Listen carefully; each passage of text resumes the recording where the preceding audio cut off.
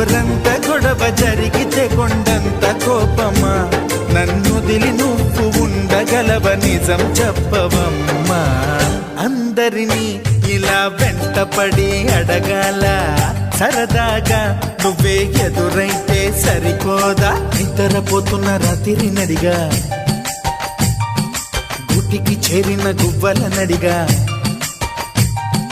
చల్లగాలి నడిగా ఆ చందమామ నడిగా ప్రియురాలి జాడ చెప్పరేమని